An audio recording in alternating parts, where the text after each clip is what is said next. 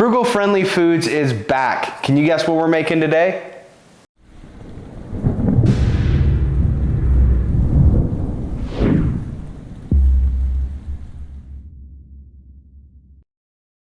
Hey Provident Preppers, I'm Sam. And I'm Kylene, and today we're excited because Sam is back in the kitchen. What are we making, Sam? Today we're gonna make taco soup / chili. Soups and chilies are super good when it comes to being cost effective. Super good. Super good. You're so funny.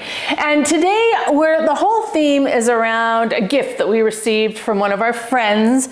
Last night they brought over, and this is deer meat, right? So this is deer hamburger.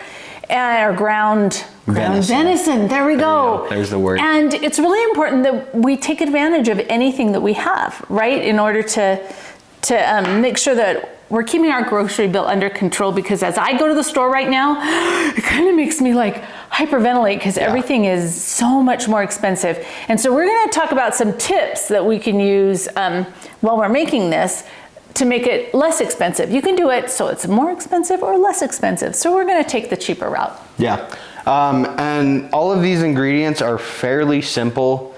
They're not really that hard to find, other than the venison. Of course, you have to either hunt or have hookups for that. And you can use hamburger. Yeah. Or you could leave it out. Yeah, there's an option to leave it out, like we'll talk about later, but really, this recipe was based around ground beef, not venison. Sam is going to be the mastermind behind this, but before we get started, you might notice that all of the food is store brand, right? Just because it's less expensive. We have some things from our garden, and then the beef stock that we're using, that's beef stock that I made. So I just took some of the bones from the beef, and I boiled it down in the crock pot. I just left it there for 24, 36 hours. And then we have this beautiful, rich beef broth that we lots can of use. Nutrients. Yeah, and you can bottle that, you can can it. But what I do is I just put it in little containers and I freeze it, because we use that in a lot of our recipes. Yeah. So basic overview, like we mentioned, we have ground venison. You can use ground beef. We have tomatoes and chilies. For us, these two, the tomatoes and chilies, are in the same can together, which is really convenient. Oh, and okay, there's another reason why we do this, because this can of tomatoes with chilies already in it is significantly less than buying those little cans of Ortega chilies. Yeah. And so it's just another cost-effective thing that we can do. Mm-hmm. We have corn. We have beans. We have a can of black beans and a can of kidney beans. You can use 2 cans of black beans. You can use a can of black beans and pinto beans. You can use whatever you have. Beans are beans, let's be honest. I don't know. We have some cilantro. We had this just in our freezer. Along with the cilantro, we're also gonna have some lime juice. You can use ranch seasoning, but this is in place of that, and though, like, these two things together are much cheaper than buying a thing of ranch seasoning. And with the cilantro, so dried cilantro isn't real flavorful, but what we do in the springtime, we have tons of cilantro grow in our garden, and so I harvest that, and then I'll put some of it in the freeze dryer. I'll freeze dry some too, but just by putting it in the freezer now, it might kind of looks like spinach, but it saves for about a year, and so all year long we can have fresh cilantro from what we grew in the springtime. Mm-hmm. We have some seasonings here. It's pretty basic stuff. We have a tablespoon of chili powder.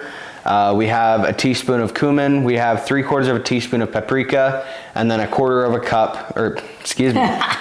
teaspoon of oregano. We were just talking about a few minutes ago how strong it is. It is strong. And by using spices like this just in bulk, it means that you're not paying that additional amount. If you get a taco seasoning mix, you could totally use that in here, but it's going to cost a lot more than if you're just using the spices. Yeah. In here we have a diced jalapeno, smally diced, and then minced garlic, 2 cloves. Both from the garden. Yes, both from the garden. Not from our garden, unfortunately. Yes, they are. No, the onions. Oh, the onion. The onions, unfortunately, are not from our garden, but it's just 1 medium-sized yellow onion. We mentioned beef broth and then salt and pepper to taste. All pretty basic things that you can find either in your storage or at the grocery store or in your garden. Yeah. So Sam, tell us, how are we going to put this together? So the first thing we're going to do, we're going to heat up a pan on probably about medium heat. We're going to put some olive oil in there to just get a little bit of fat down in there. Then we're going to saute the meat and the onions together. As soon as the meat is browned, we're going to toss in our garlic and jalapeno and let it go for about another minute. The next thing we're going to do is we're going to add the tomatoes and chilies and the beef stock together. We're going to stir that around, and then we're going to add the seasonings. And then at that time, we're going to add the beans and the corn, and then the cilantro and the lime, and then we're going to cover it, and we're going to let it simmer for, I think, 30 minutes, right? Yeah, and I think actually it'll be better if the cilantro and lime are added like just 2 minutes before you serve it. I think sometimes with the cilantro, you totally could add it earlier than that, but it seems like the flavor is better Comes to out me. more. It does. Yeah. If you put it in just a couple minutes before you're gonna serve it, because then it has time to warm and kind of get some of those flavors in there, but it's still kind But of it potent. doesn't get lost in the shuffle. Yeah. All right, so this thing simmered for about 30 minutes. We added some more salt. As you probably noticed from the cooking part of it, we ended up having to switch to a bigger pot. But yeah, we let it simmer for about 30 minutes, and now we brought the boys in here to taste test it. Yeah. All right, so we get our chips from Costco. This is very economical to get the big size bag. So you guys can munch on those.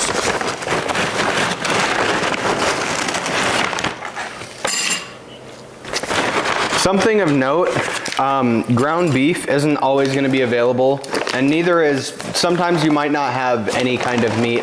And this can totally be done with just the beans and not the meat.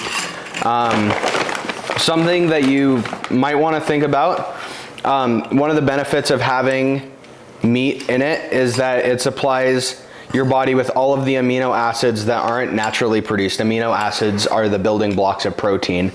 And that can be very detrimental for your body. But if you were to serve this over something like rice, you would have what's considered a complete protein because it has all 9 of those amino acids that aren't produced in enough quantity in your body. Just something to think about there. Yeah. Rice would also be a much cheaper alternative than meat is. And yeah, especially if you buy it dry and in bulk. In fact, this could be this whole meal could be a lot more frugal friendly if, like, say the beans, if they were just dry beans, then they'd be a whole lot cheaper than canned beans. Yeah, more prep work though. But yeah, something that you'll notice is that we have the big bags of everything. We have the big bag of chips, we have the big bag of cheese. You can save a lot of money doing that as well. All right, boys. What's the verdict? What do we think? I think it's pretty good. Pretty dang good. Yeah, I agree. pretty good. Yeah. Good I think, stuff. Yeah, and even though it's not as low priced as some of the frugal friendly foods that we've done before, this is something that's very cheap, very reasonable, and it's a full complete meal. So yeah, now for the question of the day. What are some of your tips that you have for people who are trying to save money on what they eat? Comment below. Thanks for being part of the solution.